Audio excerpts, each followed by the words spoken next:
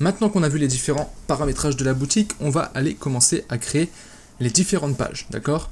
Donc pour ce faire, on se rend ici dans boutique en ligne, ensuite on va aller ici dans page, et ici on va commencer tout simplement par ajouter une page.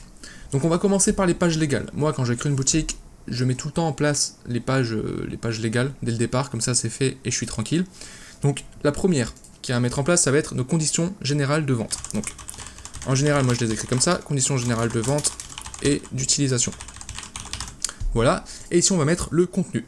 Alors le contenu, je vais vous mettre un lien que vous trouverez juste en dessous, où vous aurez accès en fait aux templates que moi j'utilise. Donc c'est des templates que j'ai pris sur internet, hein, c'est pas des templates que j'ai créés.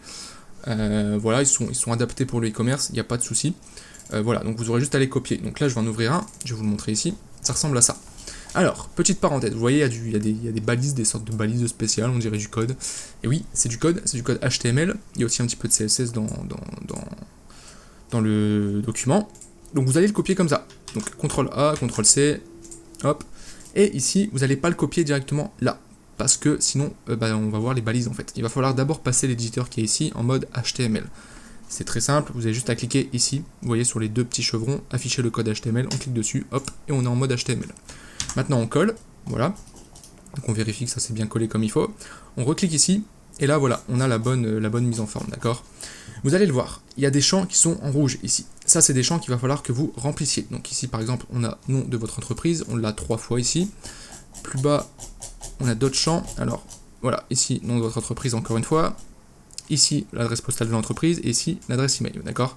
Donc faites bien attention, une fois que vous avez copié, vérifiez, et puis les champs en rouge, remplacez-les par les informations qui vous correspondent. Voilà, donc ça c'est la première page. On fait enregistrer.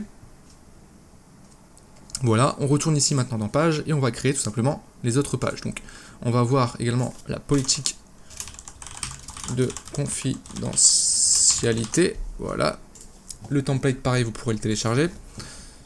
Je vous le mets ici, hop, ça ressemble à ça, on le copie. On passe en HTML, on le met ici, on vérifie que c'est bien. Donc vous voyez ici, il y a encore des informations à remplir, hein.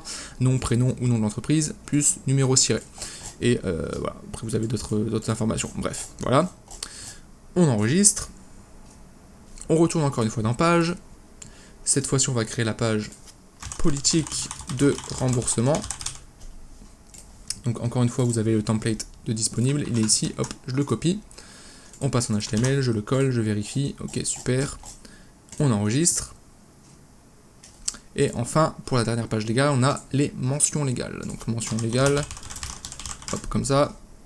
On va chercher le template. Il est ici, voilà, je le copie, je passe en HTML, je le colle, on repasse ici. Donc là, il y aura un peu plus de données à remplir de votre part, hein, d'accord? Voilà. On fait enregistrer. Voilà, nos pages légales ont été créées. Moi, en général, avant d'entamer vraiment les pages qui sont propres à la boutique, il y a 3 pages que j'aime mettre en place sur la boutique et que je vous recommande fortement de mettre en place également. La première, ça va être une page foire aux questions. D'accord, donc on va l'appeler FAQ. Sur cette page, en fait, ce qui va se passer, c'est qu'on va mettre, on va répondre en fait à toutes les questions que le client peut se poser par rapport à la boutique. Donc les moyens de livraison, les délais de livraison, est-ce que le paiement est sécurisé, est-ce qu'il y a des garanties, etc. On va essayer de remplir cette FAQ avec le maximum d'informations pour que si le visiteur il a une question, déjà il puisse y accéder via la FAQ et qu'il puisse avoir sa réponse, qu'il puisse être rassuré, qu'il puisse avoir confiance dans la boutique. Ça c'est une chose pour qu'il puisse ensuite passer à l'achat, et également pour éviter que vous ayez trop de support client. Comme ça, les personnes, au lieu de toujours vous envoyer un email pour avoir une réponse à leurs questions, ils pourront le voir directement dans la FAQ. D'accord? C'est pareil pour la FAQ, je vous ai créé un template, donc idem, on est au format HTML, donc on passe ici en HTML, on colle ici, hop, voilà. Donc là, vous avez des informations par défaut. Encore une fois, vous êtes libre de le modifier, et je vous recommande même de le modifier pour que ça corresponde à votre boutique. Parce que là, par exemple, on est sur voilà, des délais de moyens de livraison de 7 à 21 jours ouvrés. Là, je me suis calé sur des délais en dropshipping avec la Chine. Donc après, voilà, vous modifiez en fonction de vous, hein, vos informations, etc. Pareil pour les frais de livraison. Là, je les ai mis offerts, mais s'ils sont payants, il faudra le renseigner ici, etc., etc. Vous êtes libre d'ajouter de nouvelles questions, des nouvelles réponses, etc. Et si n'oubliez pas de remplacer, vous pouvez nous contacter par email à email en mettant bien votre email. Voilà, ça c'est la page FAQ. On enregistre. Ensuite, une autre page, donc je retourne encore dans page.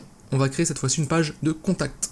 une page de contact. Alors ce qui est bien avec Shopify, c'est que vous avez sur la plupart des thèmes, quasiment tous, hein, il me semble. Enfin, j'ai jamais vu un thème qui possède pas cette page de contact.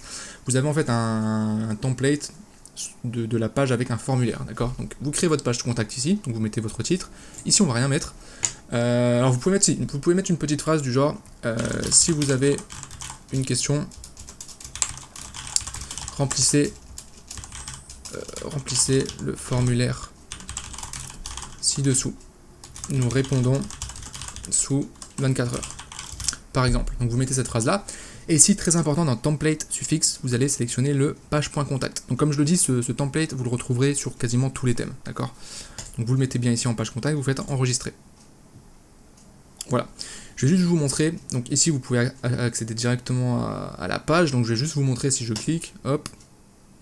Alors là, pour le moment, la boutique est protégée par mot de passe. Si ça vous arrive, je vais vous le montrer tout de suite. Vous allez ici dans Préférences.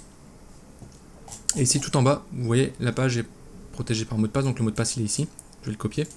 Si vous souhaitez le désactiver, il faut prendre un plan payant. D'accord. Donc comme je vous l'ai montré au tout début de la formation, vous prenez un plan. Vous pourrez en profiter même pendant la période d'essai, il n'y a pas de souci. Et puis vous pourrez désactiver le mot de passe. Et du coup, si je me rends sur la boutique, hop, je mets le mot de passe ici.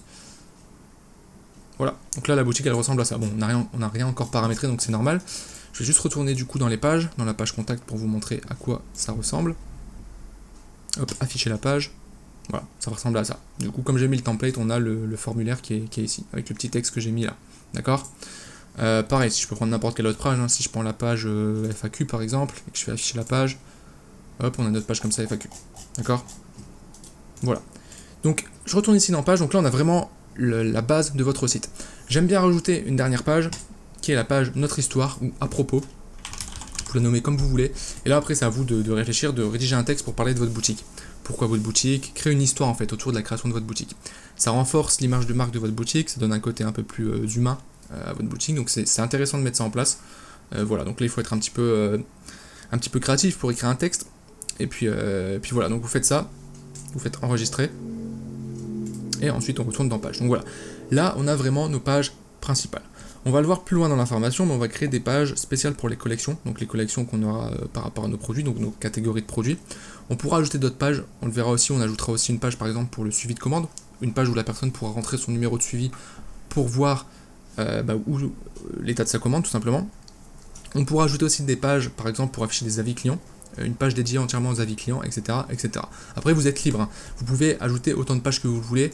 D'accord. Donc, si j'ajoute une page, je sais pas. Donc là, par exemple, vous voyez, on va prendre l'exemple qui est ici. Tableau détail. Vous vendez des vêtements. Vous avez envie de mettre un tableau détail. Vous allez pouvoir le faire ici. Et ici, forcément, vous avez l'éditeur pour écrire un petit peu ce que vous voulez, etc. Vous pouvez insérer un tableau, vous pouvez mettre des liens, vous pouvez insérer des images, des vidéos également. Donc, c'est plutôt bien fait. C'est plutôt assez complet. Donc ça, c'est intéressant. Et au final, vous pouvez créer un petit peu les pages comme vous le souhaitez. Voilà. Donc n'hésitez pas à tester pour prendre en main le truc, quoi. Et pour voir un petit peu les pages que vous pourriez créer avec ça. Voilà. On a terminé pour les pages. On va se retrouver dans la prochaine vidéo où cette fois-ci on parlera des menus de navigation.